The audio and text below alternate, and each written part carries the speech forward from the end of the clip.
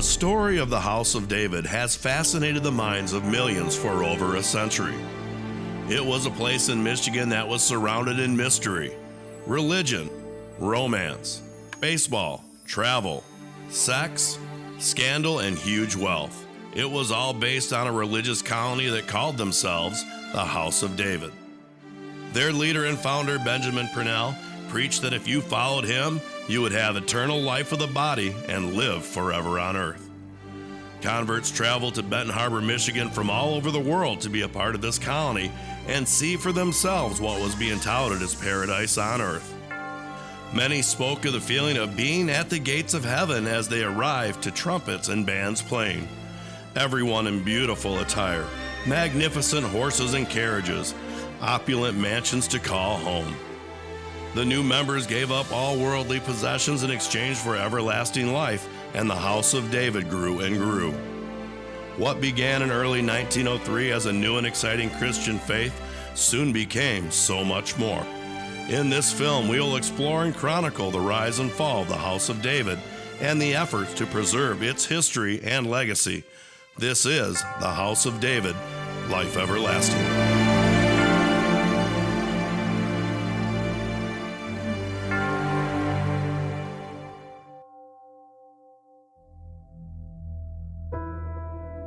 Benjamin Purnell was born in Paducah, Kentucky in 1861. And he was born to a very destitute family at the time, the beginning of the Civil War. They had no money to basically raise their own kids. He was the seventh son in the family. And the story goes that his father used to give fire and brimstone speeches around the campfire at night, and very powerful sermons that he taught his kids. And the history shows that Benjamin's oldest brother took him on kind of as his own son, basically, because he was way down in the lineage of the family. And on his 14th birthday, his brother gave him a copy of the King James Bible and to read out of. And Ben memorized it front and back. He had a photographic memory. And he embraced that Bible like it was his whole world. And that's what got him the fuel started for his belief in God and Jesus and Christianity. And he took off on the road as a 16-year-old young guy, very charismatic and highly intelligent person, and he wanted to be an itinerant preacher. So he had a covered preacher's wagon that he traveled throughout the South and into the Midwest with, preaching what he said was the Word of God.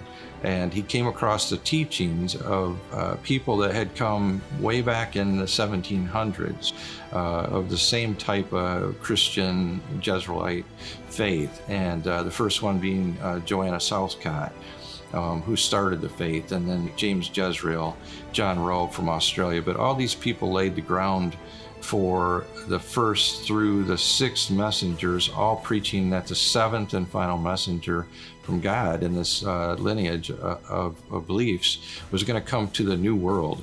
And of course, we know the New World as America. Benjamin had been married before, and the circumstance of his separation and divorce is still debated. And it just depends where you're coming from, how you're going to interpret all of that. He had a child by that first union. That child survived the two children that he had with Mary. He fell in love with Mary when he was about 16 years old. She was also from the area, and fascinating, beautiful lady, kind of had a little bit of an American Indian look to her, extremely charismatic, extremely intelligent. And they had two children, Coy and Hetty, and that's how they started their life together. They were married in Aberdeen, Ohio, which happens to be right across the river from where my wife was born and raised in Maysville, Kentucky. Now, there a little smut novel came out in 1960 called The King of the Harem Heaven. It was written under a pen name for obvious reasons. It was not very credible, but was it interesting? Absolutely. In that novel, it mentioned that Mary was from Maysville, Kentucky. And when I talked about the colony, I had fun with this because no, she wasn't. My wife was. Mary was not. And Mary was very supportive of Benjamin and his teachings, and actually she took great notes. So I give Mary, and most of history gives Mary the credit for having Benjamin's teachings in book form, because she's the one that wrote them all down as he talked and gave his sermons. She was there to dictate all that. Ben and Mary's life together was a romance made in heaven. They knew their lives were forever to be servants of God. They had been a part of a commune in Detroit called the God House under Prince Michael Mills. And there had been a sort of a dust-up within that colony, and Benjamin and Mary left the colony with their 2 children. And they, as they tell it, they wandered for 7 years. But they were preaching. They were preaching this idea that Benjamin was the 7th messenger, and that the day of reckoning, or the millennium, is close at hand.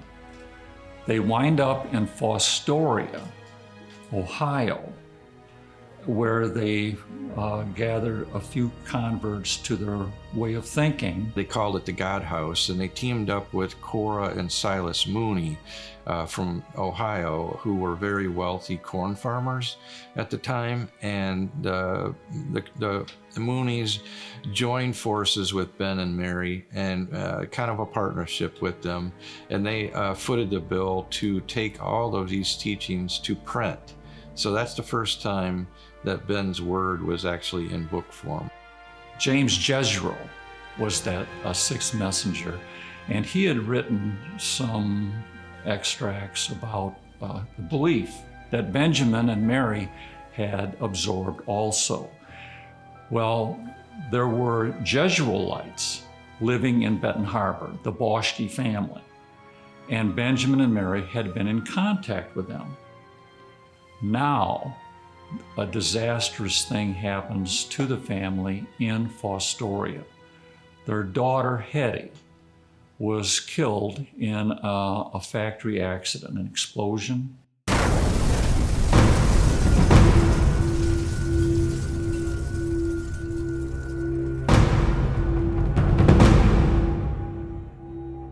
They were already in contact with people in Benton Harbor, and Benton Harbor looked like a good location for them to start this colony. And when the people, the community of Fostoria, became upset with thinking that Benjamin and Mary didn't properly attend to the funeral of their daughter. I read a newspaper article on it, where I guess they were right ahead of the crowd when they left. They wouldn't claim the body. They were basically run out of town because of that. The city itself had to bury their daughter Hattie. Their thinking was that they thought if you believe, you're going to live forever. And of course she didn't.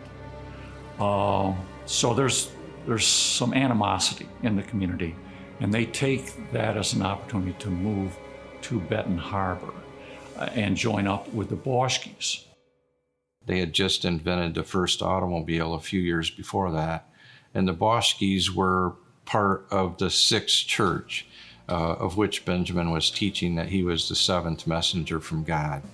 The Boschkes had heard about Benjamin being in Ohio, Fostoria, Ohio, and having his own church called the God House there.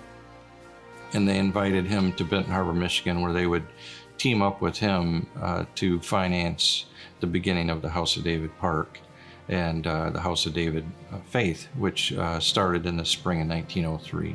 Right away, they are able to start building, farming some land. They had a few followers that came with them, and a few that they gained with the Boschkes, etc.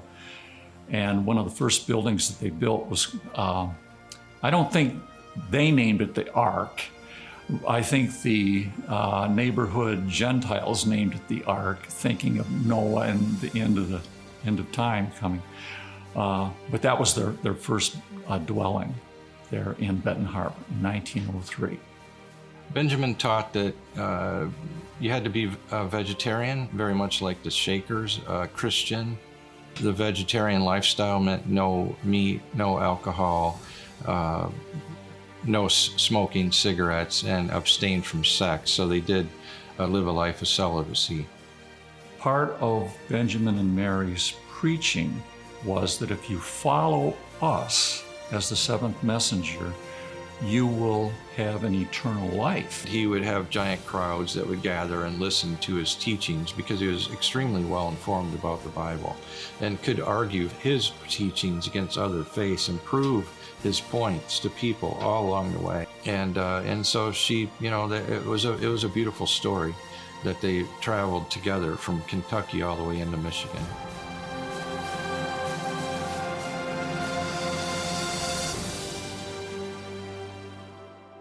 The story that led Ben and Mary to Benton Harbor was a story of providence and passion.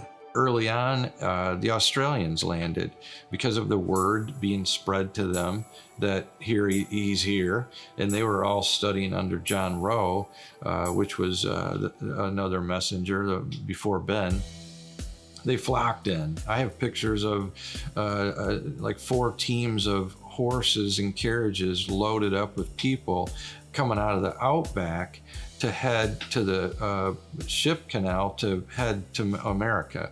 And then, of course, there's a famous picture of 85 Australians that joined on the same day, coming out of the ship canal in Benton Harbor, heading to the House of David. And they're playing musical instruments and singing. And amongst those people were actors and actresses and vaudeville talent. And so as people flocked in, they not only had massive amounts of members, but they had massive wealth, massive talent in music and all kinds of industries. And so that's how they grew and grew. They built so much. They had their own steamships and trolley cars and bus lines and hotels and restaurants and vegetarian restaurants and a park hotel. And they built the amusement park with the help of the Australian people that came in because of their brains. They knew about that type of thing.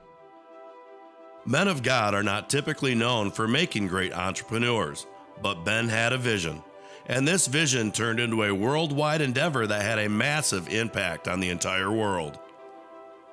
They recruited people from around the globe. They recruited a lot of highly intelligent Einstein-type brains that were extremely successful, many of them extremely well off, some of them just great workers, iron workers and farmers and artists and musicians. So they didn't really have specific guidelines that they said this person can only qualify. They would sit you down and they would ask you your story, and then they would ask you 14 questions about your faith and would you believe in Benjamin as your long-awaited Messiah. You would correspond with them at their headquarters, and they would, if they felt that you were a good possibility for membership, they would issue a call to come home.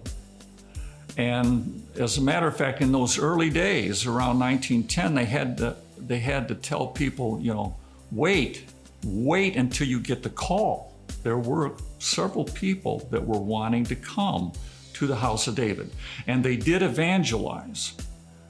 They sent out mission carriages. They sent out 4 men one time in a boat, a power boat, that went down the Mississippi, across the Gulf of Mexico, up the Atlantic coast, up the Hudson, Erie Canal, rode over 6,000 miles, and they were evangelizing all along the way, spreading the word.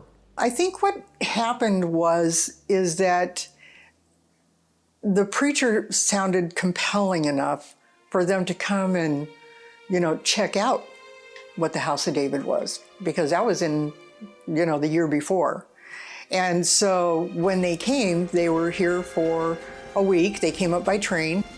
It must have just seemed like a paradise to them, because farming is hard work.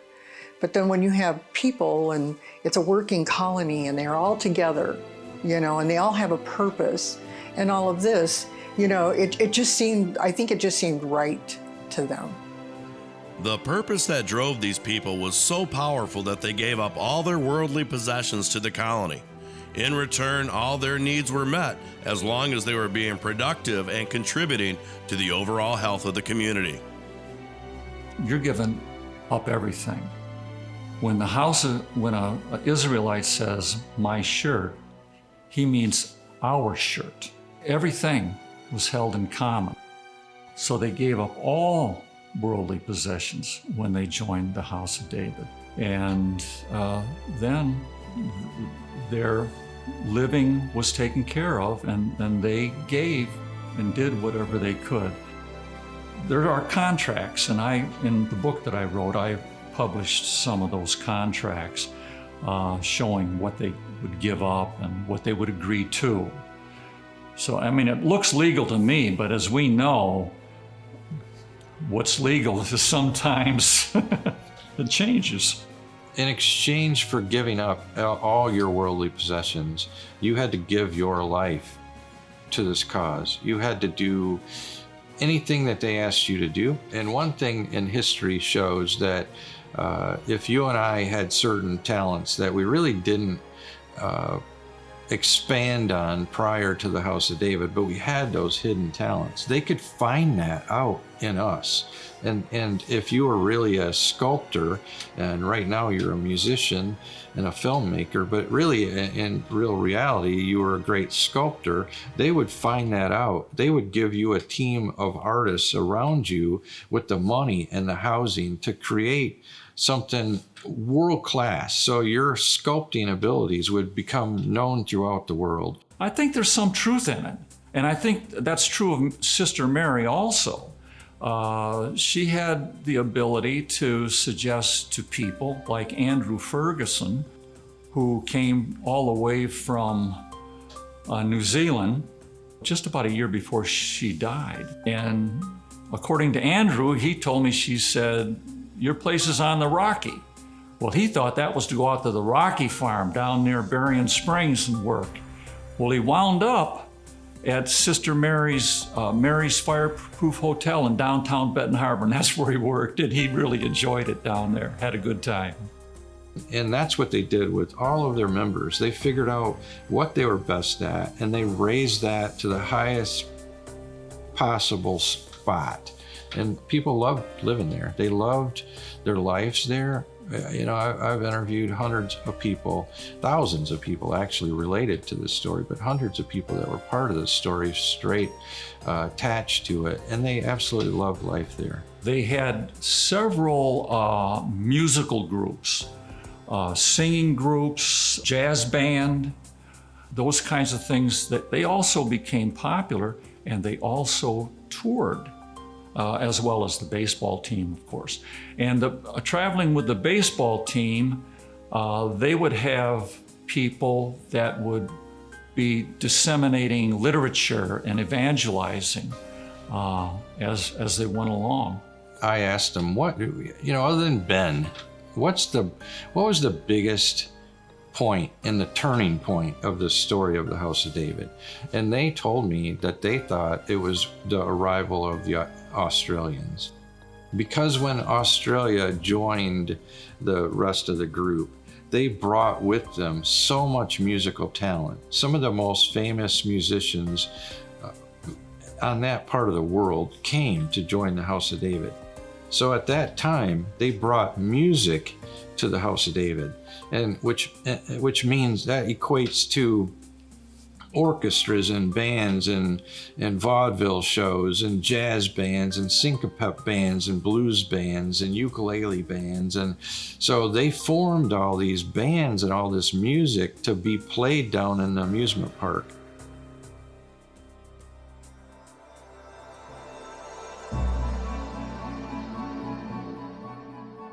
The amusement park that would eventually see over 35 million visitors was never intended to be a national attraction. It just grew to become one. What started with an ice cream store soon grew to an amusement park with trains, midget race cars, a beer garden, a zoo, and so much more. It was a paradise that caught the attention of so many. It grew extremely rapid in the early days, and by 1908, they had purchased land from Eastman, Colonel Eastman, and they had this idea that they were going to build an amusement park. Part of the reason was they had an ice cream parlor behind their Jerusalem building, and they were already attracting curiosity seekers. And that ice cream parlor was becoming an attractive nuisance. So if we could put it across the street in an amusement park, we can sort of kill two birds with one stone. We can make money on the tourist, and we can create housing and so forth for the impending ingathering. One of the most attractive, fairly regular event that would take place, and I think they took place on Monday nights, Chick Bell had an amateur hour, which was actually more than an hour, in which anyone, could try out and come and put their particular talent on display. And of course, Chick Bell would give you a flamboyant introduction and all that kind of thing.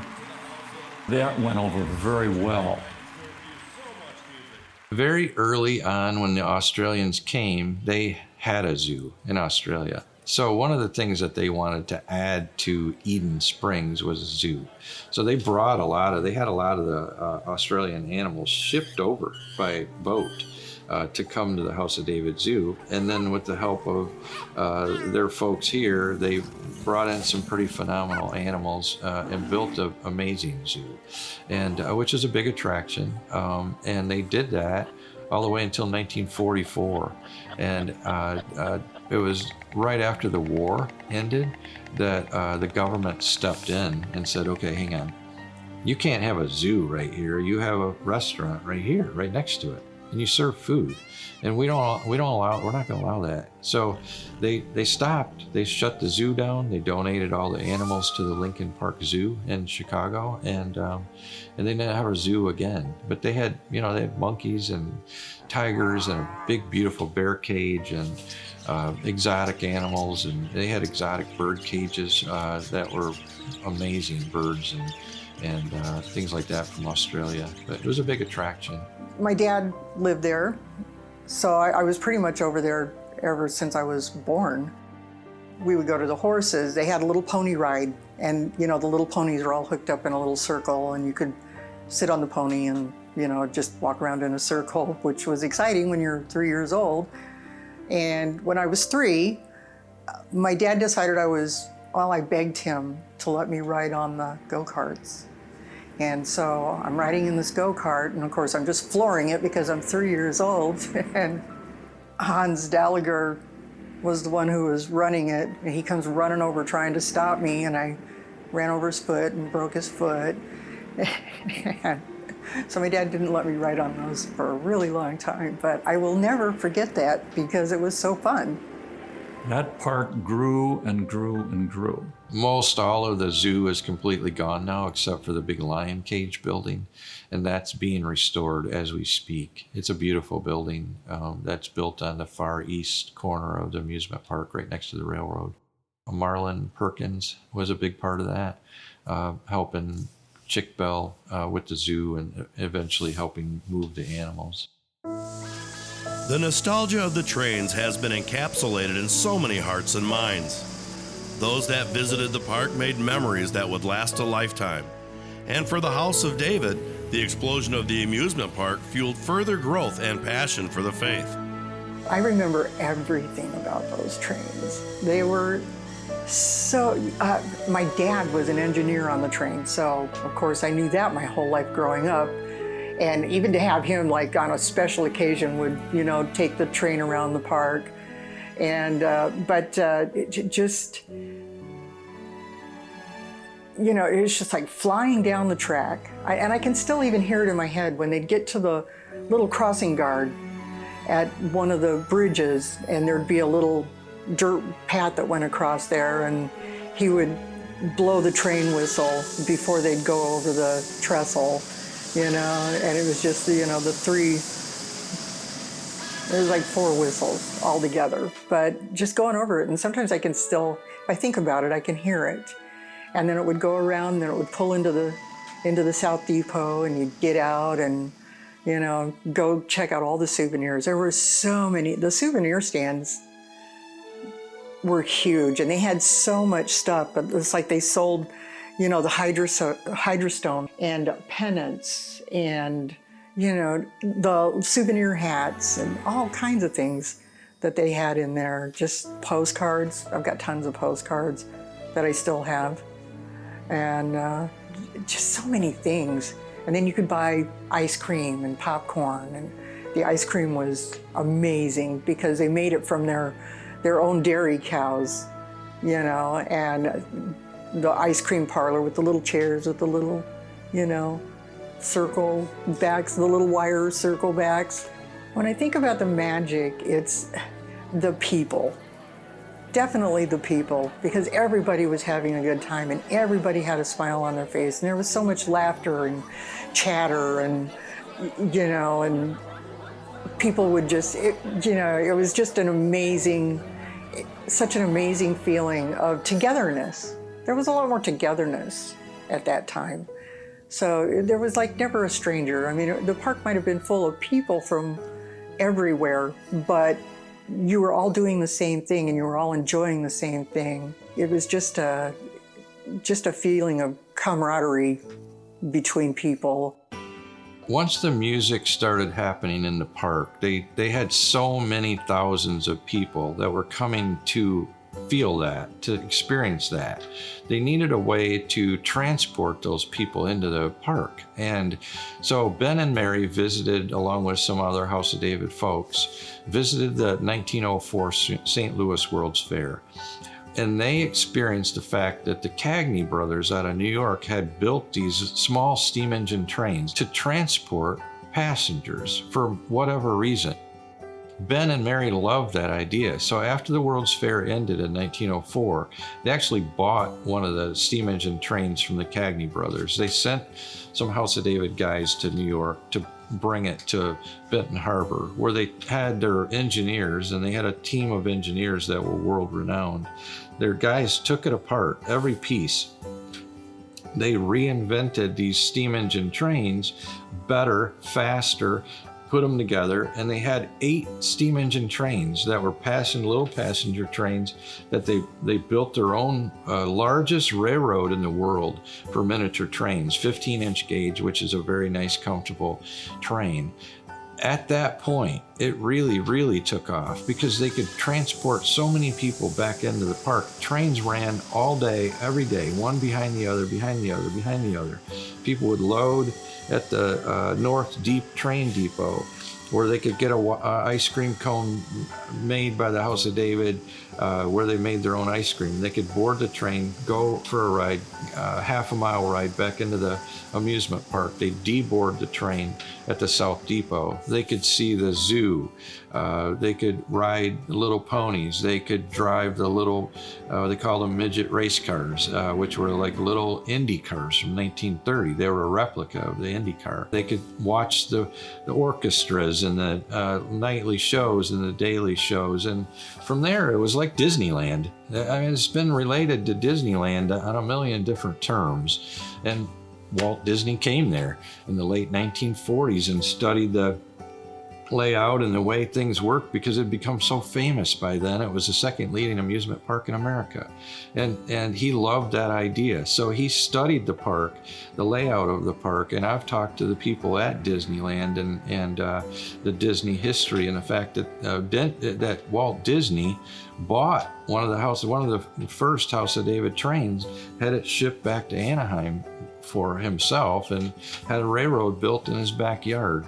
So, they touched so many lives. It was a huge, huge attraction that they didn't really intend it to be world famous for an amusement park, but it just became that.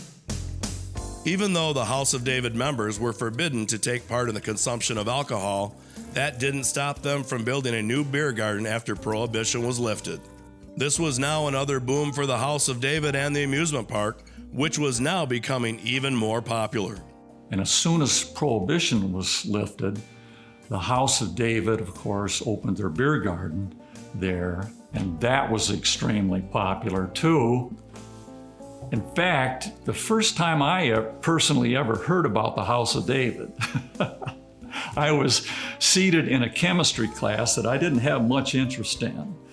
And the fellow sitting next to me, a kid by the name of Don Otto, said, "What are you doing this weekend?" I don't got nothing to do. He said, "Let's go down to the House of David." I said, "What's that?" He says, "I don't know, but they serve beer to minors. We can do it." I never got there.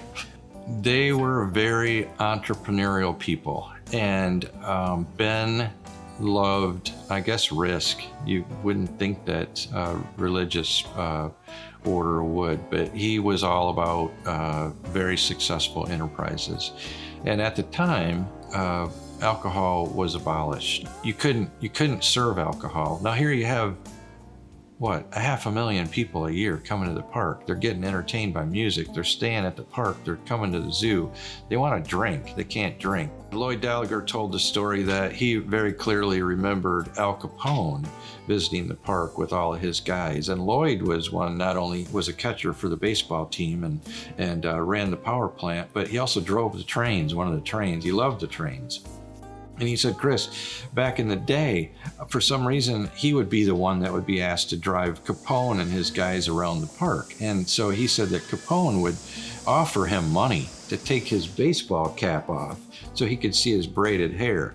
And he said in the morning, the young guys, because they got picked on so much by tourists because they had such long hair, they would braid each other's hair real tight, wrap it around the top of their head and put their big poofy ball cap on. And that would hide their long braided hair. And that's, so he said, look, Chris, that Al Capone would always plead with me, sell me your ball cap.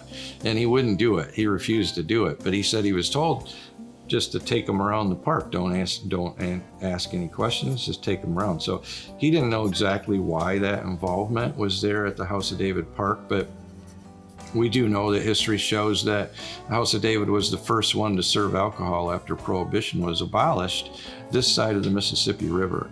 And that was the biggest boom that money could bring to the park.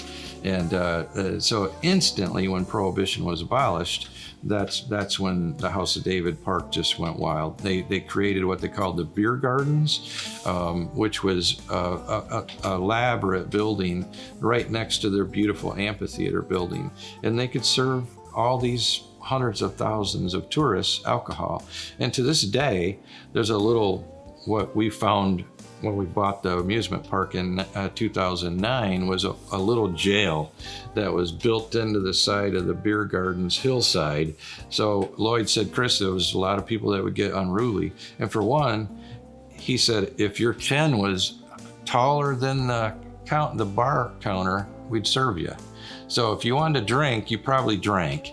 And he said, we didn't want to get the authorities involved. So if people got super intoxicated, they would either offer to get them home for no charge, or if they got really unruly, they went into the jail. And there's bars on there. Matter of fact, my daughter for her senior year got pictures taken in the bars. But and the jailhouses were way deep inside the hill, like tunnels, like caverns, men's and women's. And he said we just let them sober up. We never called the police on people. We just put them in there until they dried out, and then they went home. But it was a big part of, I think, attraction during those years was that people could go there and drink comfortably and be entertained, and first place in America almost.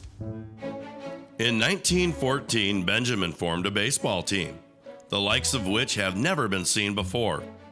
These players all had long hair, long beards, and were considered to be some of the greatest players to have ever played the game. They had a few good players. Few guys were pretty good at baseball. Ben noticed there's a whole lot of them that are super talented athletic guys. So they had this family the Talley brothers that came from Arkansas that were great baseball players. And he thought, you know what? He loved baseball himself. Why not form a team? So he formed a team of what he thought was the best baseball players in 1914. And part of the rule is that at the House of David in general is you don't ever cut your hair, and men can never shave because he's supposed to be in the likeness of Jesus. And they quoted a scripture in Leviticus because of that reason. So the men never cut their hair shaved. And so by the time the boys got there, a lot of them came from other parts of the world already believing in this faith. So the boys had long hair, which is very unusual, right? So they start playing baseball in 1914. By 1915, they won the Michigan State Championship in baseball. By 1917, they're featured in the Spalding Baseball Digest, which is like the Bible of baseball, right? By 1919, they're on the front page of the New York Times and the front page of almost every major media across the country.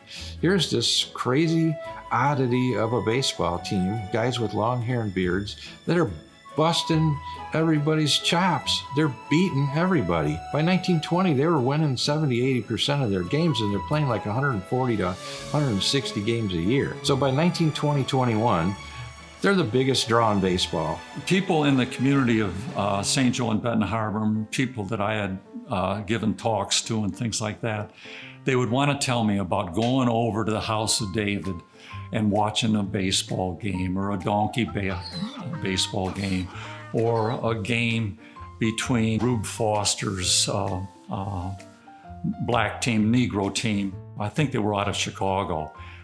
They just had a great time. Well, the House of David are one of baseball's greatest attractions.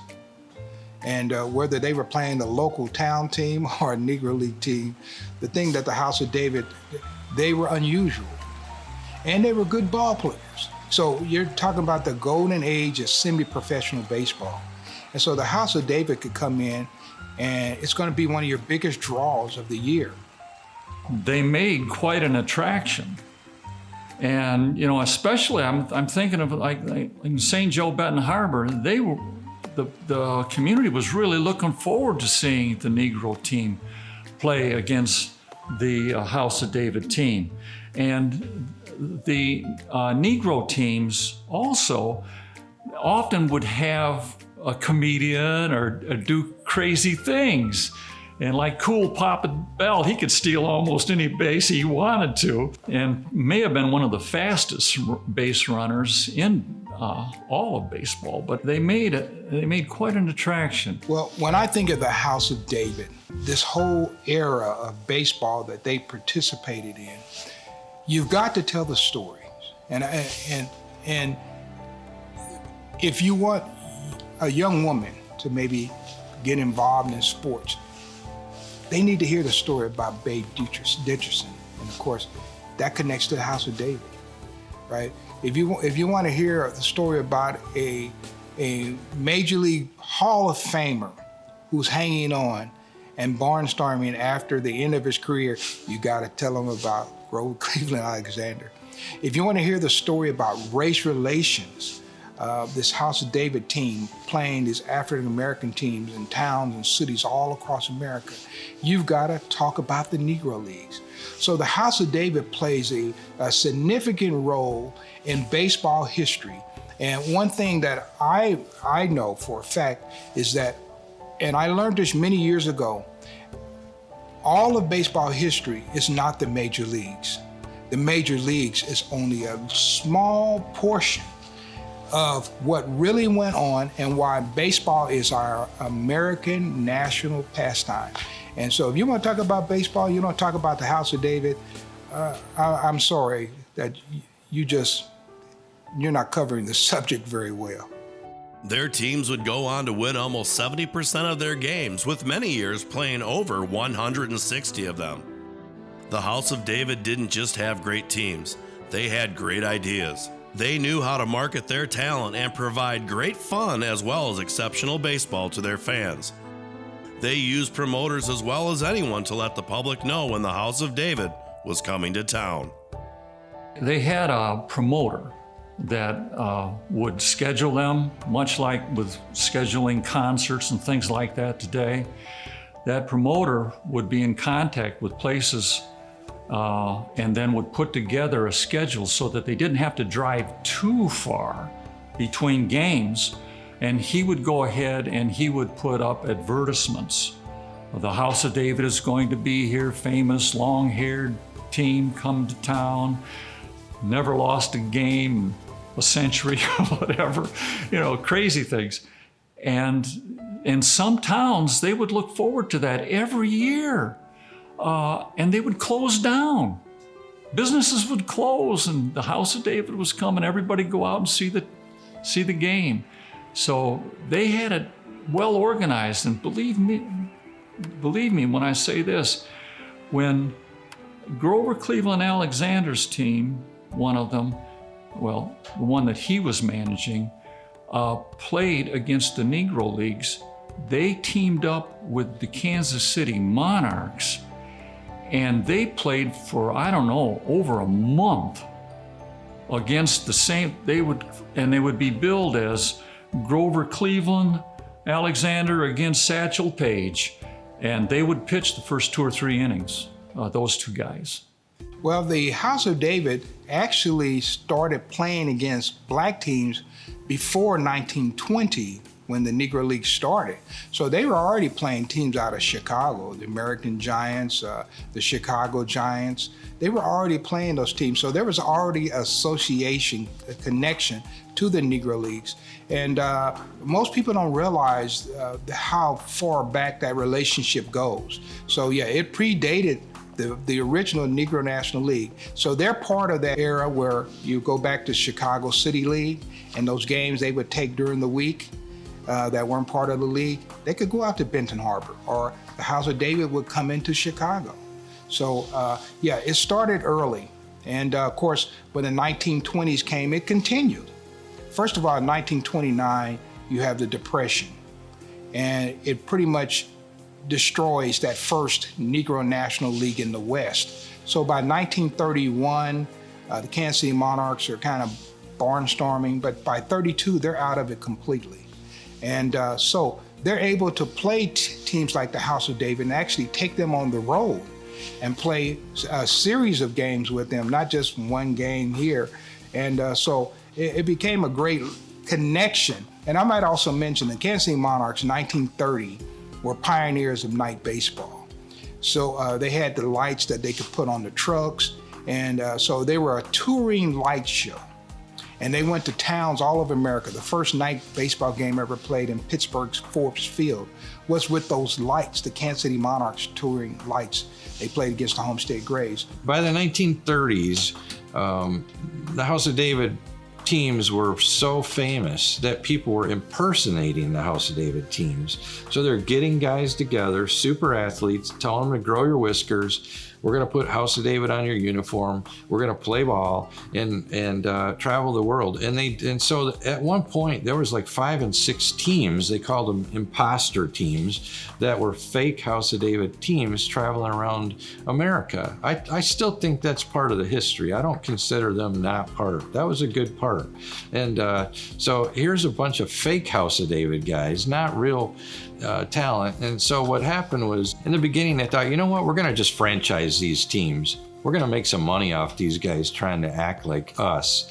And so they franchised like the Lewis Murphy and Ray Doan and Whitty. And these guys were big time promoters in the 20s and 30s, and they knew how to make money and they knew how to round up a crew of guys. And so they said, okay, you guys, you can call yourselves House of David, but pay us. And they did that for a while. Well, then ultimately they had to get a New York Supreme Court injunction against anybody. And the court ruling was, you can't just grow whiskers and play baseball and call yourself House of David. You can grow whiskers and you can play baseball, but you can't call yourself House of David. So they did get like a court injunction, but Lloyd said because of technology back then, there's no way to catch people. So the only way would be like they'd show up to play your team and your folks would go, you guys were just here 2 weeks ago playing us. No, it wasn't us. And there were some people like a guy by the name of Sid Pollock. Most people may know him from later on with the Indianapolis Clowns. He was the owner of the Indianapolis Clowns. through the 50s and the 60s. But in the 1930s, he tried to capitalize on the House of David name, actually in 1931, and he put together the Cuban House of David. And Ray Eldon took him to court in Council Bluffs, Iowa, and sued him. So he had to stop using the House of David name. It was a trademark, and when you heard the House of David, you thought about Benton Harbor. You thought about good baseball. Our boys are out here on this western tour, so keep your eyes open. You have to keep them open if you expect to win, because you can never tell what these planters, western cowboys, got up their boots. So bear down. Bear down hard. Keep your eye on that old ball and have lots of pep, boys. Come on, let's go. Let's go. The House of David stopped touring Barnstorming in '36. I think that was the last team that was on the road. But they still would have a local team that would play there at the grounds. It was a moneymaker. You know, they would bring in local teams and play against them, and it was fun. Now, they were never as accomplished players as the teams that had gone on the road. George Anderson went on the traveling team in '28. Now, that was an interesting year. The House of David was in an internal turmoil at that time, and Thorpe put a team on the road, and Dewhurst put a team on the road. Well, going along with Thorpe was George Anderson and Doc Talley and John Tucker. And they weren't the only Pepper team, but they were one of the best, I think. Now, the Pepper game is often misunderstood. Initially, it was a bunting game where a batter had 3 people in front of him, and a person would pitch the ball and he would bunt it, and the next person would field it and pitch it and he would bunt it, and he had to bunt it to the people in order, and it was to practice your bunting skill and your location of bunting.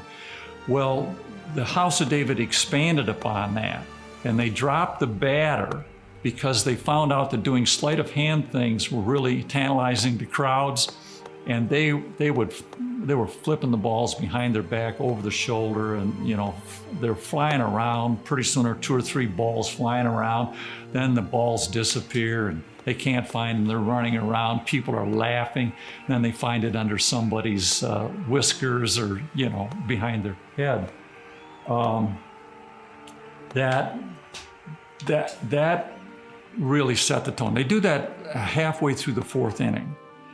And everybody looked forward to that Pepper game. The House of David, next to the Negro Leagues, were the greatest attraction outside of the major leagues. So if you put the Negro League teams, any of the teams, and the Monarchs weren't the only ones that played them. And then, of course, when you're House of David in the East, they're playing House of David teams in the East, right? So anytime you put a Negro League team with the House of David, you're bringing 2 top attractions together. And so the House of David are more important than people have been giving them as far as their contributions, not only to Negro League baseball history, but to Major League Baseball history. There were guys who went straight from the House of David to go to the major leagues.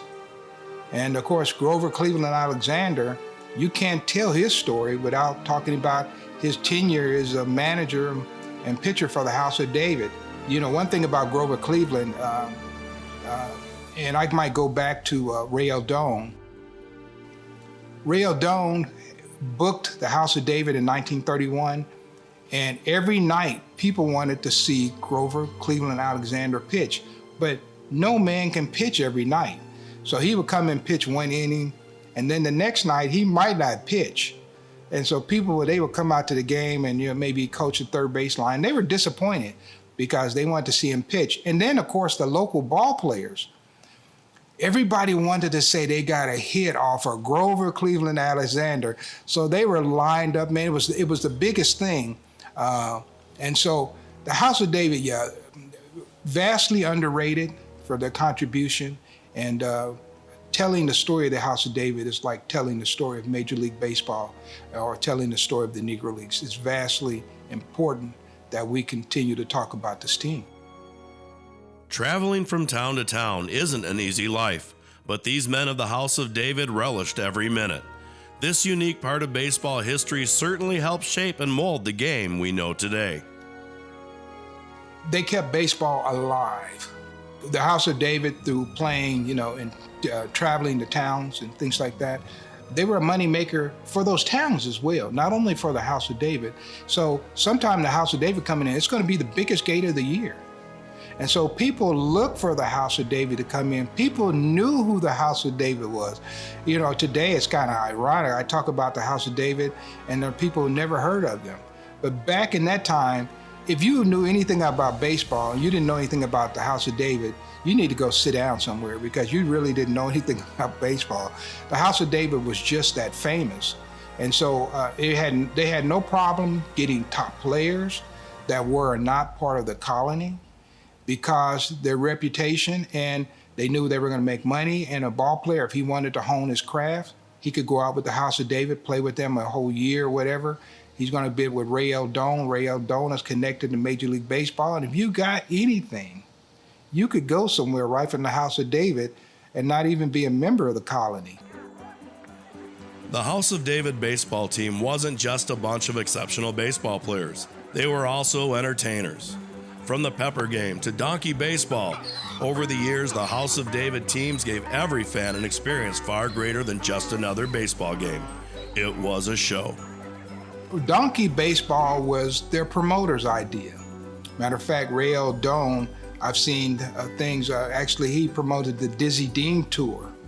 And they came to interview Dizzy, and Dizzy was busy, and he tried to get them to interview him. He said, I'm the creator of donkey baseball. And the reporter who wrote the story, he said, I thought that was pretty interesting. He said, I almost fell for it. But Ray Eldon, out of Muscatine, Iowa, invented donkey baseball. But remember, he's the promoter of the House of David team. So he brings this into the House of David, and they use it as an extra attraction. So, for instance, 1934, the Dizzy Dean Tour, they played the Kansas City Monarchs in Wichita, Kansas. After the game, they have a donkey ball game. So people stood around for the donkey ball game just as much as they did to see Dizzy and Daffy Dean. And of course, Dizzy and Daffy Dean are two of the greatest pitchers in the world, 1934. So the donkey baseball rivaled the Dean boys. And that's a Ray Eldon, their promoter idea. And of course, he could institute it. And I've seen pictures with Grover Cleveland Alexander riding on the donkey. So it was just another interesting way to get people to the ballpark. They had to be creative.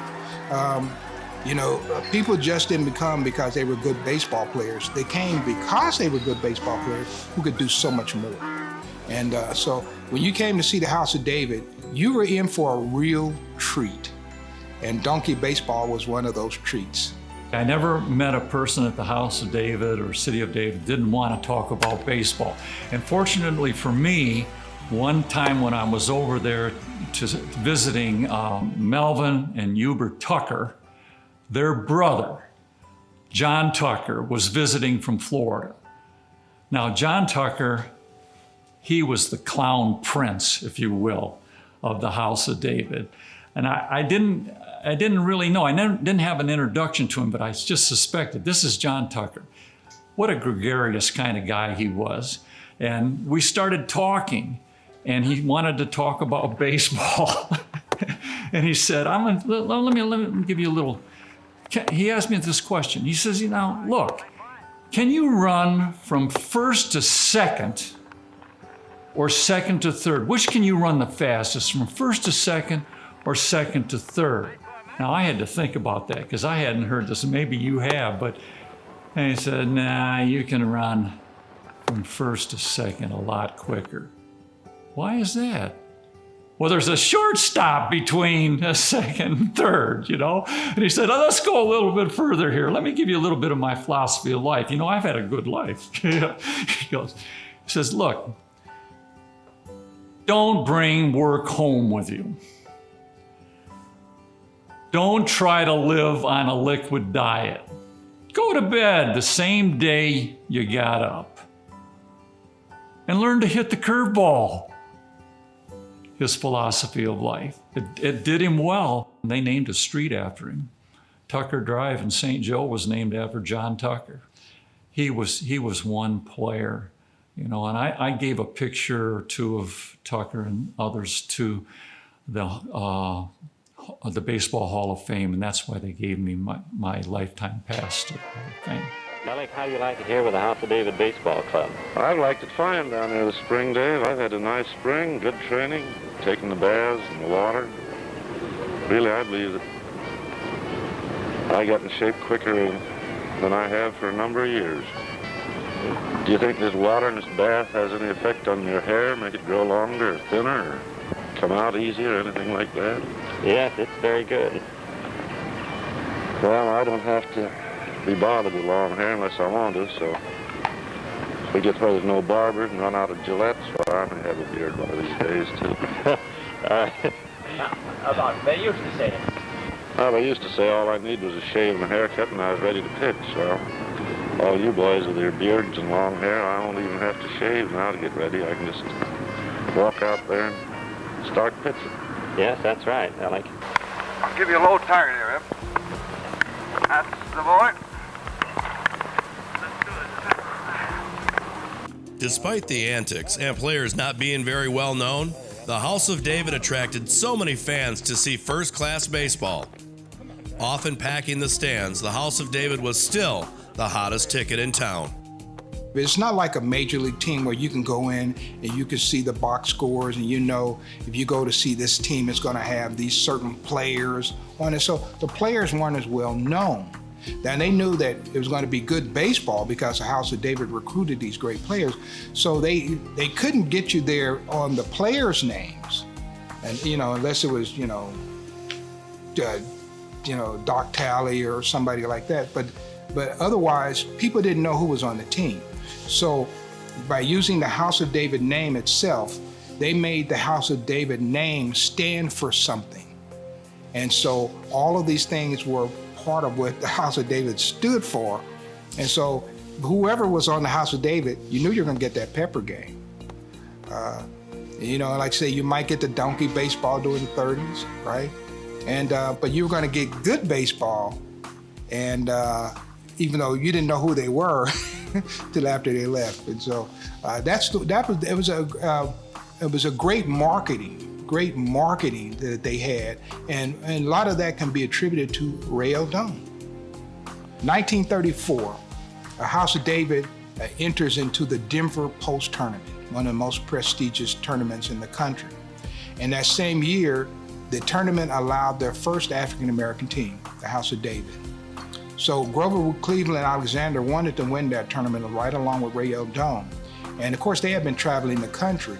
And they knew the Monarchs had a good team because the Monarchs beat them most nights. So they said, how can we get this $5,000, which was the prize, a lot of money in the Depression. So they decide they're going to add 2 players to their team. They wire back east and they wire for a catcher by the name of Bill Perkins. And then they also sign a pitcher by the name of Leroy Satchel Paige. So Leroy Satchel Paige joins the House of David. He didn't have to grow a beard or anything. He's only there for the Denver Post Tournament. And he comes in, and basically the Monarchs lose 2 games in the tournament. Both those losses were to the House of David. Growing up around my dad, you had to love baseball. I mean, and we just loved baseball. It was a great game. My dad played all through high school. He played when he was little. I know that he got to watch the House of David teams play. I was, they were long gone by the time I came around.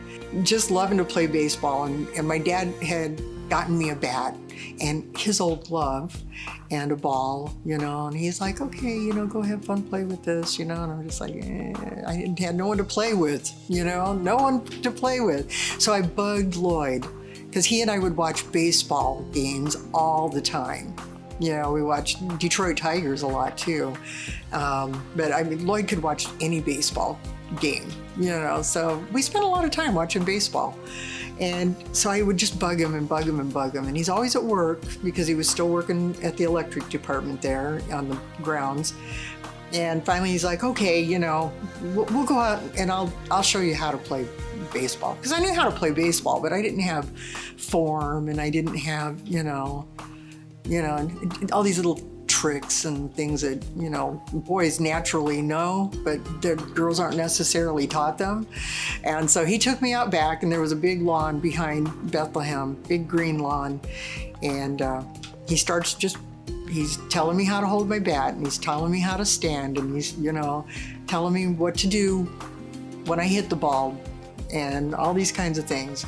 And he just started pitching to me, and we were out there all afternoon, and we're just, you know, he's throwing the ball to me and I'm hitting him, and, you know, and it was so cool because, you know, I actually didn't know at the time how much I knew Lloyd was a baseball fan, but I really didn't know at the time how much baseball he played. Playing baseball wasn't just a way of life for these Diamond Warriors. They loved it, and so did the fans. If you do your homework in baseball research, you'll notice that the biggest crowd ever to hit these major cities across the country and minor cities across the country was when the House of David played their team. Philadelphia, St. Louis, doesn't matter, Podunk, Iowa. If you research what's the biggest crowd ever to come to all those towns in the 1920s and early 30s, it was when their team played the House of David. So that took them to a whole different level. The coolest story I can relate to the importance of the House of David baseball teams was told to me by the old guy that was a catcher for their team from 1926 to 1940, Lloyd Gallagher.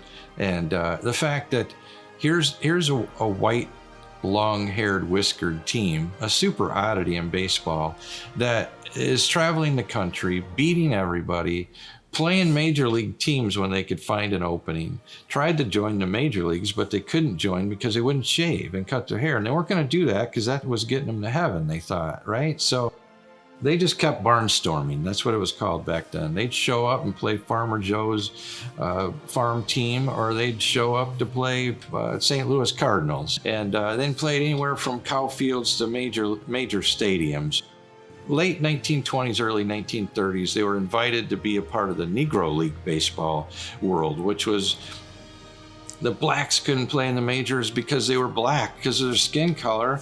America was very short-minded, and so they didn't allow them to play in the majors at that time, and they invited the House of David to be a part of their story and part of their leagues, and they're a big part of that story. And because of the popularity of the House of David teams, and because they were drawing more than any people in America at the time, they lit up stadiums for the first time in America. In 31, 32, stadiums around the United States never got lit before. So when it got dark, that was the end of the game.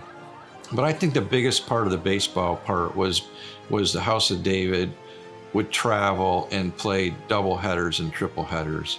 And they would show up to your town in whatever part of Kansas you were in, and where you'd never allowed the black teams to come before. They would bring the Kansas City Monarchs or the Homestead Grays or the Piney Woods Negroes with them to play your team on this Saturday. And you know, there was a doubleheader maybe scheduled at 11 and at 4. And they wouldn't tell you guys that they were bringing this black team with them. And they would show up early. They would put on a big act. They put on a big show. And they were musicians. They could dance. They could make you laugh. They would stand in front of the barbershops and wave their long hair and braid each other's hair and let the crowds braid it and sign baseballs. And Lloyd would tell the story that, Chris, we would be heading to that little town in Kansas, and 50, 60 miles outside of that town, as we passed through these little towns, no one was ever home. No one was around. It was like they were ghost towns. And we get to that town, and it was like a giant festival. and this happened all the time. And he said, so we knew everybody was there to see us play, so we wanted to really put on a show. And we would go into the manager of the baseball stadium of your town, and we'd stand there, and him and two other guys, or his father and some other players, and say, hey, you know, we're excited that your town is so pumped about us being here, and we can't wait to put on a show because we know you're going to love it. And but here's the deal, sir. Before you play us at 11, you're going to play these guys sitting right outside of town in our other bus. And that's the Kansas City Monarchs or the Homestead Grays or whatever Negro team they're pulling in. You're going to play them. And not only that, and then you're going to play us afterwards. And after that, they're going to eat at the restaurants that you never let them eat in before. And then tonight, we rented rooms for all of us at the hotel that we always stay at, sir. And that has to all happen. Because if that's not going to happen, then we have a rain check to go 30 miles down the road and play that other team that's sitting on rain check just waiting for us to get there. So it's okay. If you can't play us today, it's okay. But, and you know, and Lloyd said, Chris, people would riot real easy back then. And you got thousands of people waiting for this game, probably the most ever in this town. And so there's no way the manager's going to not make this happen. And, you know, he said, Chris, the managers would throw their clipboard, or they'd scream, or they'd punch the wall, or they'd swear, they'd storm out of the room, but every time they'd somehow come back and say, we're going to play you guys, we're going to do this, but don't you ever, ever think that you're going to come back to my town. And he said, Chris, we would put on the most unbelievable show. And the cool thing was, the Negro team was loved. They made the people laugh. They saw like a whole team of amazing athletes that they never saw before, because the Negro teams were phenomenal, and they would give them a standing ovation. And then, of course, our team was why they were there. And we would put on the show, Chris. We would do phenomenal. It was like fireworks, 4th of July, when we would get done. And guess what?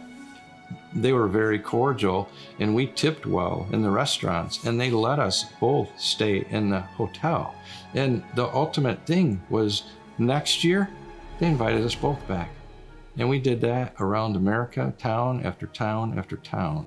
And so I feel like what I've learned in 30 some years of studying this and interviewing is that the House of David 100% drew the line and said, that's enough. It broke the color barrier way before Jackie Robinson broke into the majors. The House of David had holdings all over the world, but one of the most important was an island in the middle of northern Lake Michigan.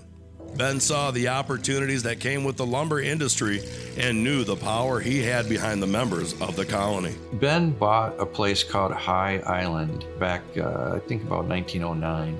And it's a 2,600 acre island out in the middle of Lake Michigan, just past Beaver Island. There's 3 islands, Hassel Island, Beaver Island, and High Island off the coast of Charlevoix. And he bought the island because he wanted to get into the exotic timber business, because Michigan was the leading leading place in America for really high-end furniture, mainly because of the Grand Rapids furniture industry. High Island was known to have amazing virgin timbers of exotic timbers that weren't grown anywhere else, especially to that size and that quality. I have the original deed that he had from High Island that I bought at auction. So he bought that island because there was a sawmill there already. And the island was inhabited by Native American Indians. And so when the House of David took over that island, they moved a lot of their really talented lumber guys there, and also their farmers, because you could grow, instead of growing a potato like that, you could grow a potato like that. And so the fruit industry was like off the hook, like Galapagos Island stuff. Mind-blowing, right? I made the mistake once upon a time. I'd been invited to give a lecture, and they wanted to know what we should title it. I said, title it House of David Penal, Siberia of House of David. Well, I shouldn't have titled it that way, because obviously my lecture, if you listen to what I had to say, it was not a Siberia or a penal colony ever. But one of the people that was listening or not listening became very irate at the end. How can you do this? How can you call this a penal colony? All that kind of thing. But they had, as they bought that, the lumbering rights on that island, and that isn't their first attempt at that. They had already had a very profitable lumbering operation just north of Beulah, Michigan, on the mainland, shall we say. But that had petered out. A cedar forest had petered out. They were looking for more. 1912, they get the lumbering rights, and they bought 80 acres of land outright there on the colony, on the island. They, since the initial logging, or people up there to start some logging, there was an old sawmill there that they renovated and got everything going, and they will make that a profitable business. By 1914, that is a profitable business. They even had their own steamship that they had purchased to haul lumber back and forth. And so they sent these groups of guys on their cruise ships. The Rising Sun and the Morning Star would sail, and even Roosevelt was a tall sail ship that the House of David had at the time. They would send their people up there to work on High Island and run these sawmills, and they had cabins that they stayed in. They had a schoolhouse that they kept their kids educated. And the Native American Indians that were on High Island had traditionally hated the white man and sabotaged what they tried to do on High Island. They embraced the House of David as the holy man. So somehow the House of David got the point across that we're not going to harm you, we're going to help you. And so the Native Americans that were on High Island actually gave their labor free to the House of David. House of David in turn taught the Indian kids in the schools and taught them about God. And so it was a beautiful thing. They first went to school in the church, but then together, the natives and the Israelites built a small school next to the church. And natives went to school there along with the House of David young people almost always. And I think always. I never had a report of a young Israelite woman going to school there. In fact, of people that did not want to go to the island, as you can imagine, young teenage girls did not want to go to that island. There were a few younger girls that had gone, and some girls went up on a visit at times, ostensibly for a vacation, but that, of course, gets debated too. So it was usually young boys. And then the school they had went up to the 8th grade. The people back home at the House of David Park or the House of David Farms, if they got a little bit unruly or they didn't follow the rules, strict guidelines, they would get a warning. Well, maybe they would get 2 warnings. And then at the second warning or the third warning, they go, okay, you're going to get on the cruise ship. You're going to get on the Rising Sun, and you're going to go to High Island. And you're not going to come off. That's it. You don't come off. There's 60 miles of water between High Island and the mainland. So it's, the media call it the Siberia of Michigan.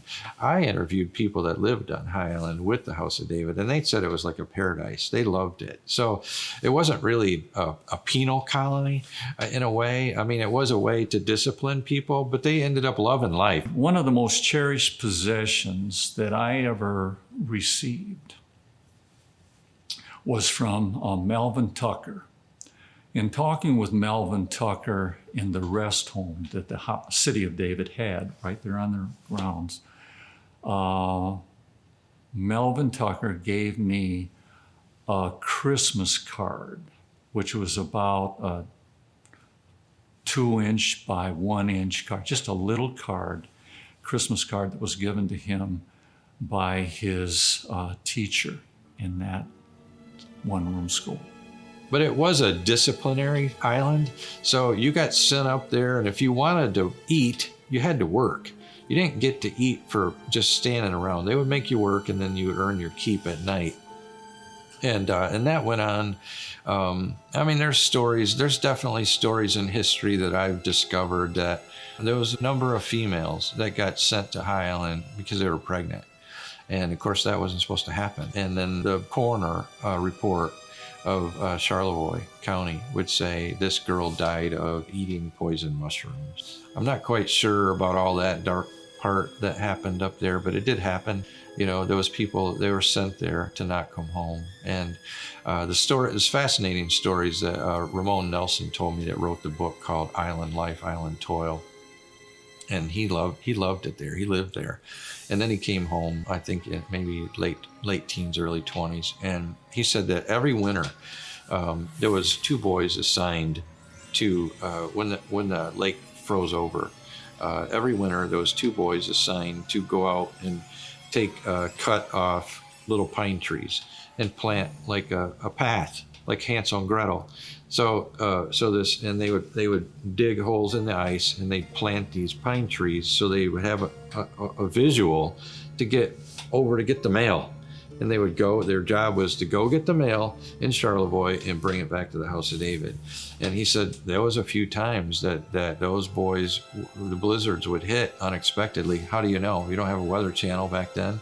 So they're on their walk or their run or whatever sled to get the mail in the mainland, and they would not come back. They'd disappear.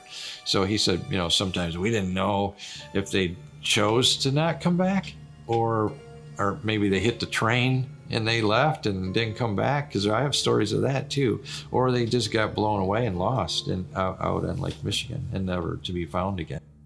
After Ben's death, they shut down, and so they pulled all the people back to the House of David, and it sat there for quite a number of years. And then in 1953, a guy by the name of Warren Townsend, him and his father had this mammoth furniture industry in Grand Rapids, making really beautiful, elaborate furniture. They bought the island from the House of David. I interviewed Warren Townsend, and I have it all documented, the whole story. Thank God, the guy was even alive. He was in his 80s when I called him, and the son. And he said, Chris, it was an unbelievable story. And we bought the island for really cheap. The House of David just wanted their money back. There was a beautiful sawmill there. And he said, we started there working, getting the exotic timbers. It was very grown up. He said, but the Indians hated us. And they hated us, and they told us to go home. And we bought the island for the reason of the lumber.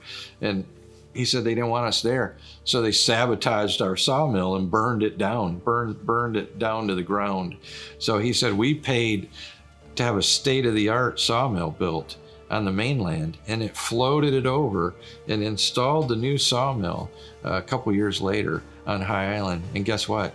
They burned it down again. And he said after that, we were like, we're done. We donated it to the DNR, and that's where it sits to this day.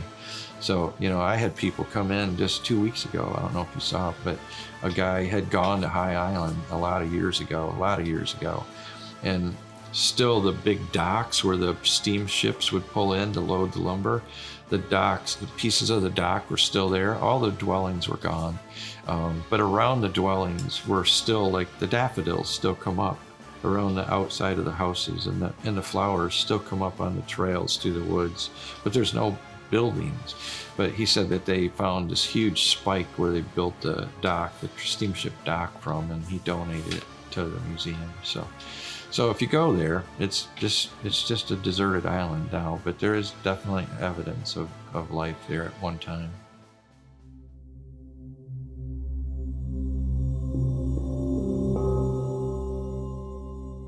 Life at the House of David may seem like the perfect utopia, and as close to paradise as most can imagine, but life has a way of changing direction in an instant.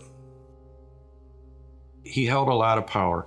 He was a very, very controversial person because he was an oddity, because he was teaching something that was outside mainstream American faith and religion, and because he pulled people from all over to believe in him. He became a major target in a multitude of ways. So even by the late teens, people were coming after him with a bullseye on his head and trying to sue him for all these different reasons, and monetary gain, and accusations of improprieties, and accusations of doing things with females that they weren't even allowing anybody else to do. And so he dodged the bullet, Because in 1918, one of the members that joined was a retired Supreme Court judge from California, Harry Dewhurst. Extremely powerful Einstein brain, knew the law better than anybody probably in the country, maybe. He could defend Ben, right? So Ben is dodging these bullets. Well, they were alleging that Benjamin had taken indecent liberties with young women in the colony. In fact, the closed-in car on the miniature train, there was one closed-in car that was called Benjamin's car, and he was often seen with young girls in the car, taking them for a ride around the park. So that accusation did come up, and ultimately the Hansel family won a settlement of a fairly significant nature back in that day and age. A curious thing about that too, at the same time that Hansel trial was taking place, a trial was taking place in St. Joe at the courthouse. Some communists had been broken up in the sand dunes down near Bridgman several months earlier, and there was a trial for criminal syndicalism that took place, as I say, in St. Joe, called the Bridgman Red trial. And that's supposed to be the birthplace of the American Communist Party, because the Communist Party decided, why do these things in secret? And with code names, and this was supposed to be a singing retreat in the sand dunes, which of course it wasn't, but that was very sensational. So the newspapers in St. Joe and Benton Harbor were separating the big accounts. One day this trial, one day that trial. It was a time of turmoil for Benton Harbor and the House of David. The members of the colony continued to live by Benjamin's teachings even as the colony came under more and more scrutiny from the outside world.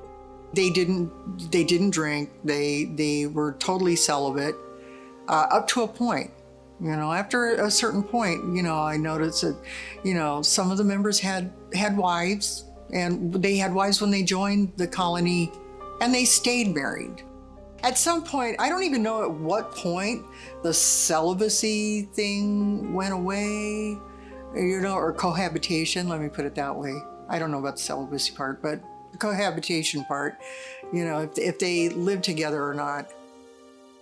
Now, my great-grandmother never lived with my great-grandfather. That I do know.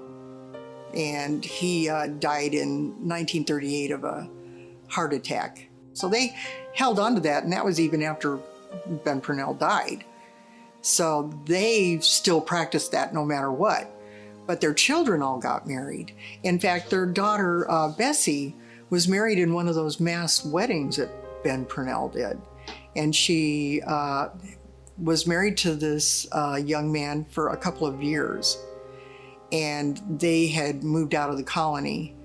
And I don't know what happened after they moved out of the colony, but when she came back, she went straight to the sheriff.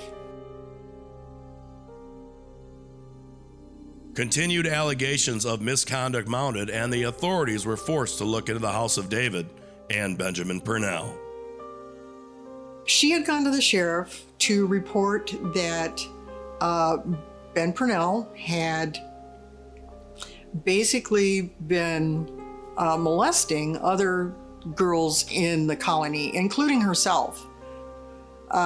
He had an inner circle, and this is something I've known about my whole life.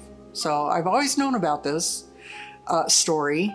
Once my great-grandmother figured out what was going on, she knew what was coming. And the reason she knew what was coming is because her older sister is my grandmother. And she had been invited into the inner circle.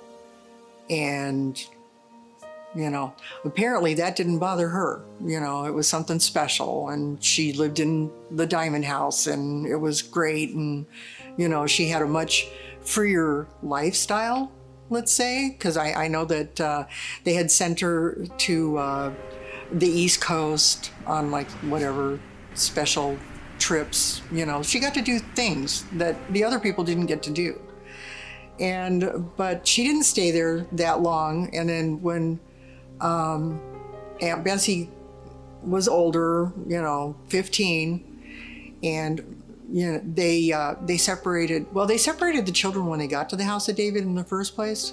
But at this point, they separated mother and daughter to where they couldn't talk to each other.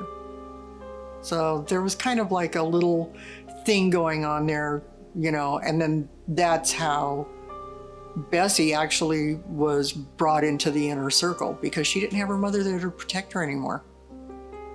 And because of that, that separation, they sent my great-grandmother to High Island for a year. And I have heard people say that it was basically a place to send somebody to punish them, but it was punishment, and it was separation. And she was there for a year. And so, whatever happened with her daughter Bessie at that point, there was literally nothing she could do about it, because they would just send her back.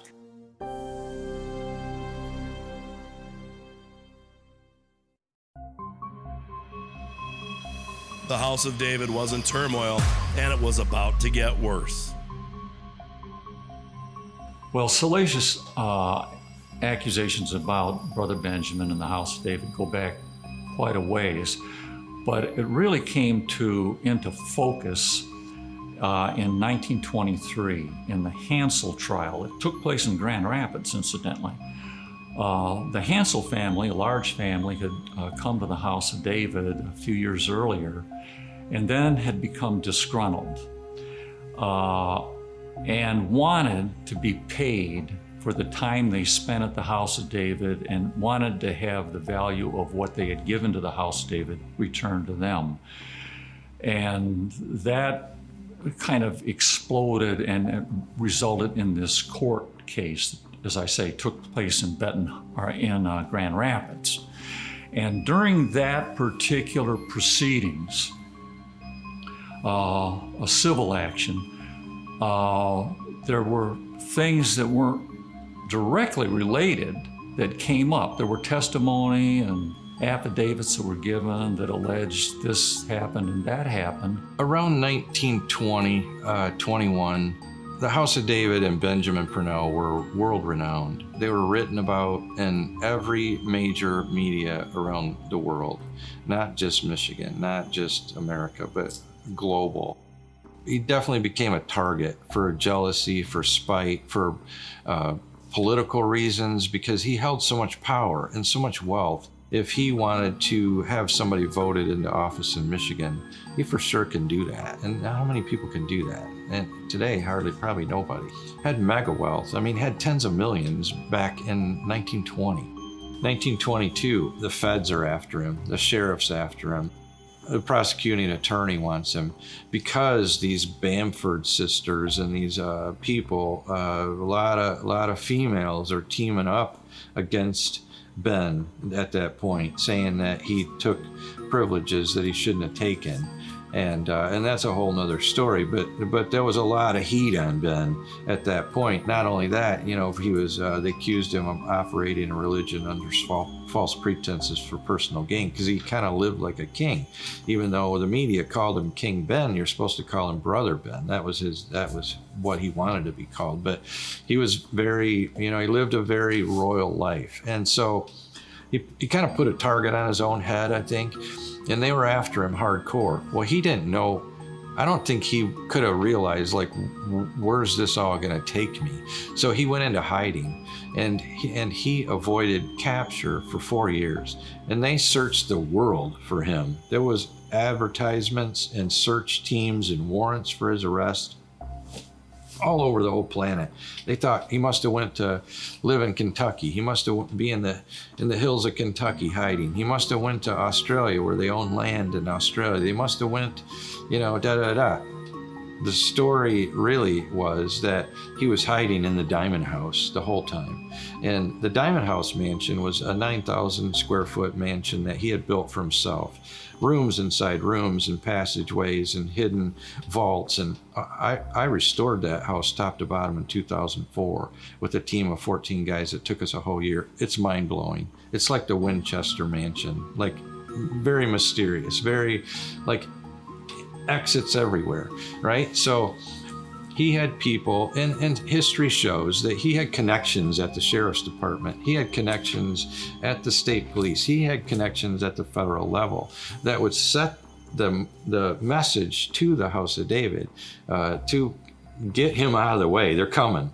The raids are coming or whatever. They even have colored lights on the top of Shiloh that the House of David members told me about that would say a certain color was warning, a certain color was it's safe, certain color was be on the lookout. And he could see those from Diamond House. So in reality, and I don't care what anybody tells you because I've interviewed the people for 30 years, and I restored the Diamond House mansion, and with the help of the guidance of some of the members that had been there forever, and they told me stories that people probably wouldn't admit if they were real alive today members. But he avoided capture for 4 years until finally his lady, his number one connection, invited the raid. On a certain day, at a certain time, she knew exactly where Ben was going to be.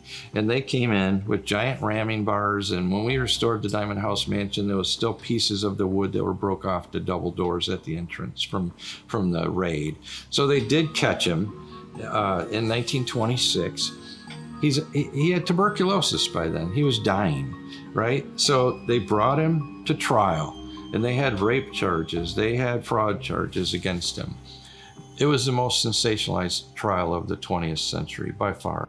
And so he went to war against all these accusations. Judge Dewhurst did a phenomenal job. Ultimately, after all the testimony, after all the court documents, they couldn't prove that he did anything. They couldn't prove it. So he was acquitted of all these rape charges that came before him.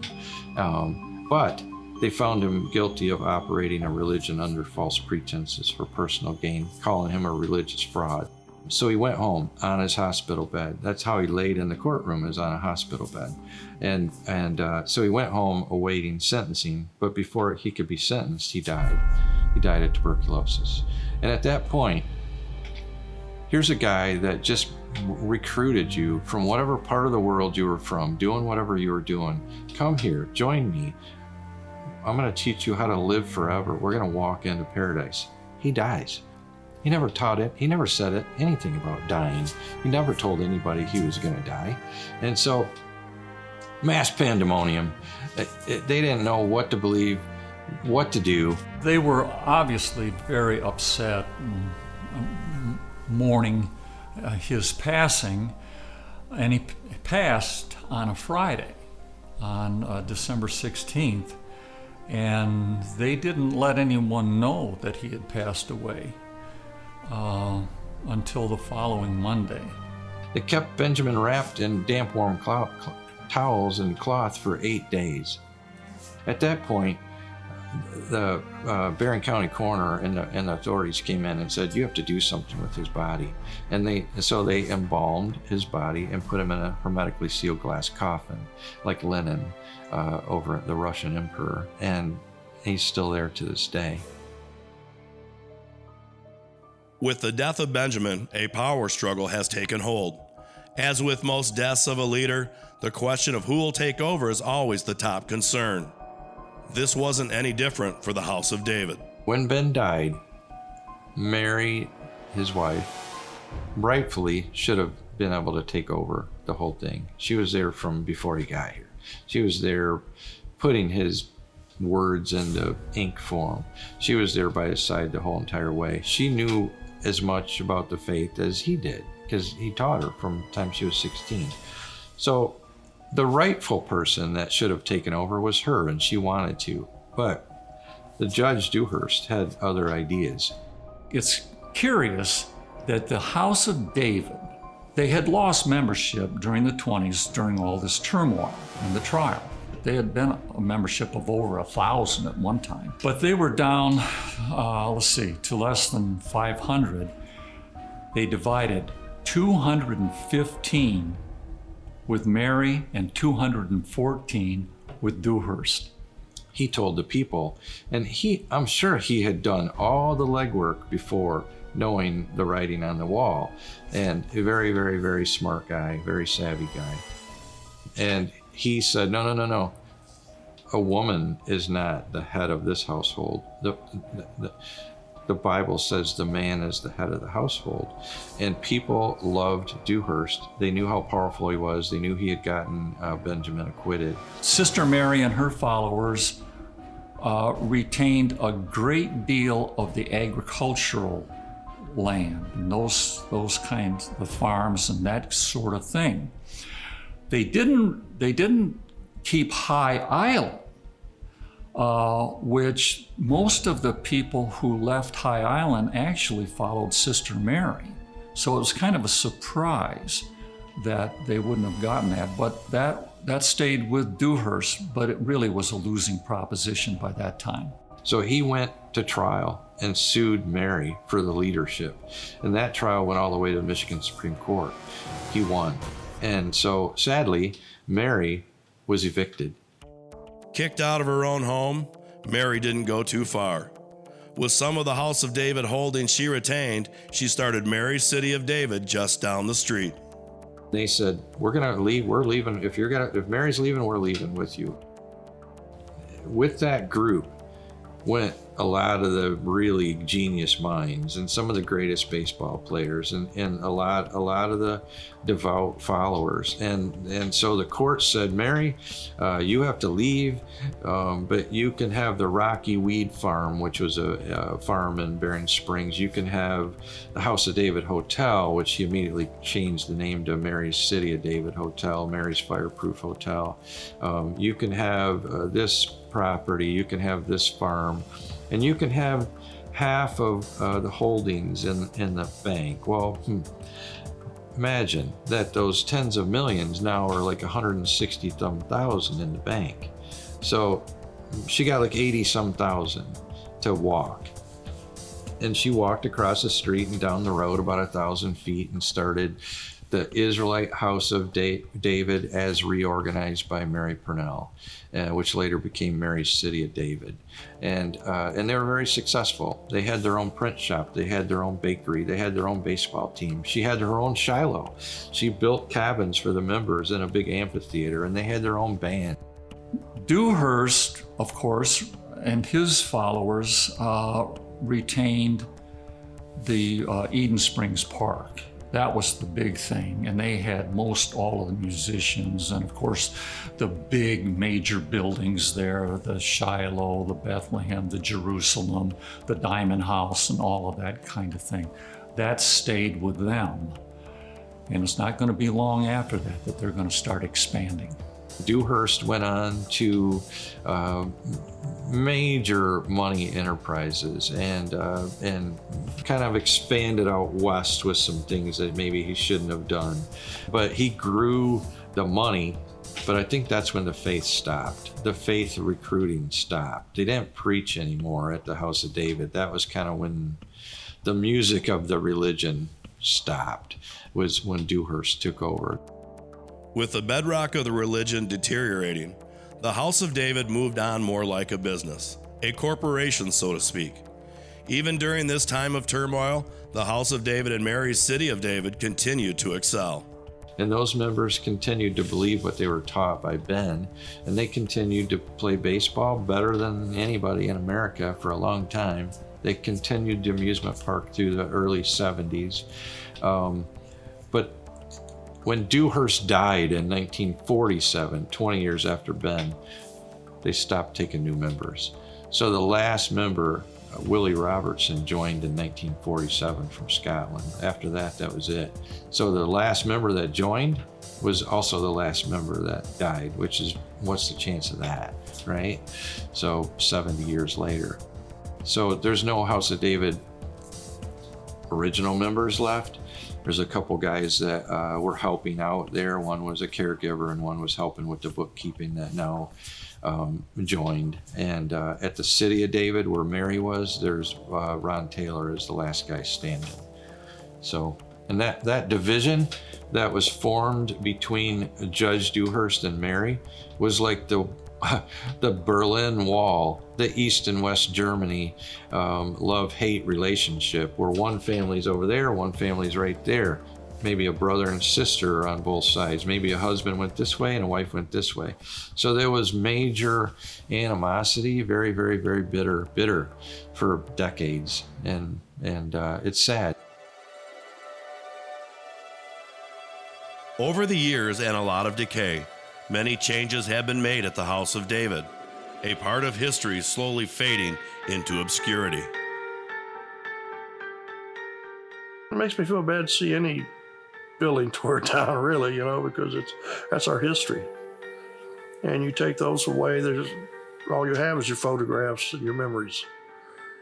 And when they tore down Jerusalem and Bethlehem, the two buildings next to the main office, Shiloh, I really didn't like that. It just took part of history away. Very early, I think around 1907 or so, or 05, they had a member join by the name of Harry Kirkham that was a professional photographer, and Ben designated him to give his life to photos. That's all you do all day, every day, is capture everything you see. And because he was a phenomenal photographer, he knew how to do settings, he knew how to stage things. He had his own photography studio right down in the park. So if you brought your kids and your wife for a day from Chicago, you could have a setting in their beautiful little setting park, and he would sell pictures of what he took from the park, and you could buy your own photos, and people do that to this day, right? And you pay a lot of money when you go to an amusement park, but they did that back in the very beginning. And because he was so devoted, and he was out there from the crack of dawn until it was closed, he was photographing people and life. And so I have over 10,000 photographs, and I don't have a fraction of what's out there. How many parts of American history have that available? Or maybe none. So that's an amazing thing. They say a photo is 1,000 words. Well, how multiply that times what he took. So it's extremely well documented history through photos, but they also documented everything. When they tore down the cold storage plant, I pretty well had free reign. I could take anything I want, look at anything I want, because Dewhurst, his office was there. So it's got down in the basement, there was 2 foot of water, boxes stacked up on the skids. We got to go through all of that. That's where I found the letter Chris Ariano has about if Babe Ruth could come play for the House of David. Because of their administration building and their minds, everything had a place and a purpose. And so I could go in there 25 years ago and meet with Howard Crossman, who was the business administrator, or Wilma, who was part of their office, and say, hey, I heard that Louis Armstrong came here way back and played at the park. Do we have any evidence of that? And they would go, well, let us look, Chris, and come back tomorrow. And I'd go back tomorrow. They'd have copies of checks, or they'd have the check that they checked, canceled check to Louis Armstrong. They'd have the sheets of when they booked him, and maybe copies of the posters or when they advertised. Unbelievable organization. Dewhurst's secretary was really detailed. Her papers, if she got a letter and answered the letter, they'd both be right there.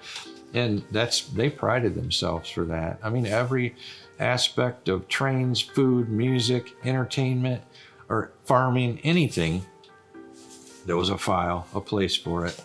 So, and I'm sure that still to this day, it's still there because, Greg Eversole and Brian Zebar are both accountants.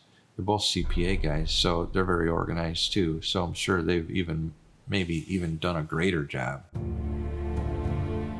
The truth is that no one will ever really know the full impact that the House of David has made on Benton Harbor and the world. Well, sometimes extraordinary stories that you kind of think probably aren't all that legitimate, but they make good stories. And using something metaphorically or in a careless fashion, for example, Benjamin and Mary never were, nor did they ever say, that they were the Messiah representing the next coming.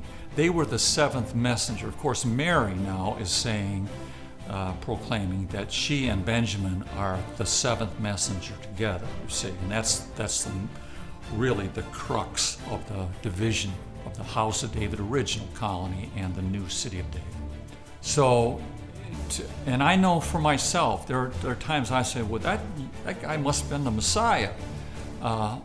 Thinking more or using it more in a metaphorical kind of manner, not meaning to suggest that this is the Messiah. No. So that would be a regret that I might have passed along that impression. That it should not be passed along. That is not true. The last time I was actually there was in 2004. And the time before that, I was 18. So I hadn't seen it in a long time. I hadn't seen it in like 25 years. So it was a shock in 2004. I went to go see my dad.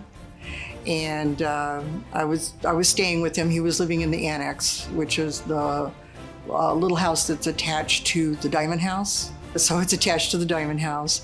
And I'm sitting outside, and there was like chunks of the archway between the Diamond House and the annex literally just fell off. And there was just so much decay. And it was the year before they started working on the Diamond House to restore it. And at that point, I had no idea that what was even in the works, that it was even planned to be restored, and it was just really, really sad to see that even happening, because knowing for what it went to, such a thriving business. It was a business. Ben Purnell was a businessman. He knew what to do. And it just went from that to like almost nothing. I think if you talk to the remnant, they would say, we're not leaving anything behind. They're still strong in the belief, and that they will be going into the millennium in a youthful body. Let's say if it doesn't happen that way, they're certainly leaving some good memories. They showed us that even in the midst of a big, crazy world, you can have your own little world, and just kind of expand out from that. And that's what they did. They just wanted to share their world. I don't think it was always about their belief, but that there was a different way you could live, the humbleness and serving each other. So I think the fact of the celibacy was terrible. And the fact that in 1947, when Dewhurst died, that was it. They didn't recruit new members. How in the world? Like, how are you going to go on? There's an end to that now, where there shouldn't be that. You should keep recruiting people. You should keep having babies. And if you believe in what Benjamin taught, someday paradise would come. But how can you say that, okay, this is the last person and it doesn't happen? And he had a teaching, I call it an out clause. He had a paragraph in his teachings that said the membership could get down to such a small number that you could fit all the members inside a closet before paradise comes. I remember interviewing the little girl, actually she was in her 80s at the time, she said, I was so thrilled at the Granda Vista Motor Court. Remember, that is both sides of Red Arrow Highway. Beautiful. They have this huge fountain that every day will spew water to 7 levels in 7 different colors. And she could turn the switch to turn it on. And boom, up it goes. You can't, you just don't get enough opportunities to share that with someone. In the beginning, I was kind of naive to their beliefs, so I would just ask, like, I don't understand, like, how could you even still believe that everybody's died? They're all died. Your whole family, all your friends are gone. Like, I don't understand. Like, and they would say, but Ben prophesied that the message is that the membership can get down to such a small number, there's only going to be a few of us that we could fit inside a closet. So they held to that until the very end. They never changed. So they died with that. They died with believing, which is, I guess, a beautiful thing. I mean, those people that devoted their entire life, every minute of every day, to this faith. That's a pretty powerful thing. At its heyday, at the height, it was something that was perfect for the time. I really kind of think that in any case, it wouldn't have survived anyway. I really don't. Because times changed, but the House of David never changed. They had to do, the things that were going along at the time. But then as members started dying off, it was so sad, because my dad would call me, almost every year or two, and he'd say, oh, Joe Crow died, or Lillian died, and it was just really sad to hear. I think that was probably one of the reasons why, that was one of the reasons why it was hard for me to even go back for so many years in between. It's definitely something that needs to be kept alive because of its unusualness. You don't see this anywhere else. I've never seen this anywhere else. And I've lived it all across the United States and been in different places. But it's unique. It's so different than anything else. And so it's kind of sad to see it go. I mean, Frank Rosetta, he wasn't going to be around forever to do his Hydra Stone and, and his beautiful little statues and sculptures. These people weren't going to be around forever. And the sad thing was, they didn't have children to pass on their talents to. That's the real shame, I think. They were such an intelligent bunch of people. It was just incredible. You can't even describe it, because, when it comes down to it, it's not even really about the whole thing. But when you see these pictures and stuff, and then you think about the relationships that you had with those people and how wonderful they were, willing. They were so willing to talk and, just be open to you, I mean, yeah, they had this thing here because, you were this and they were House of David, so there was always this little thing there, but they really did love to serve other people. And so, it's about the relationships, really. And, these people that, these guys that went out on the traveling teams and the girls' bands and all of that, they had their own camaraderie too. So within this huge circle of community, there were also these, other smaller communities and relationships and stuff like that. And it worked. It really did work. I've thought about the story of the House of David and where it could have went. And 100%, if they would have just procreated if they would have just knocked off that celibacy rule and let people have children to carry on, what's your future going to be? That's, in my opinion, it's like race suicide. I love the people. I loved them. Like they were my grandma and grandpas that I met later in life. So respect them. Most intelligent people probably ever met in my life, and I've met tens of thousands. Why didn't they change that part? And I know Benjamin taught celibacy, but he taught that, paradise was going to come in 1906, and then he said, okay, 1909, and okay, maybe 1919. So he kept backing that date up. So, it was confusion as to what was really going to happen. And I feel like if they would have just kept letting people have children and families, they would have grown like the Shakers and like the, many people that were ginormous. But the Shakers too were celibate. I'm just one of many descendants of the members of the House of David. And I think we all carry a bit of that with us, no matter what, whether you believed in it or don't believe it, or however, we're all carrying a bit of that character. The characters that those people had were the most humble, gentle people. And and they instilled that too by just showing us how they lived. It doesn't matter where I've ever spoken to people.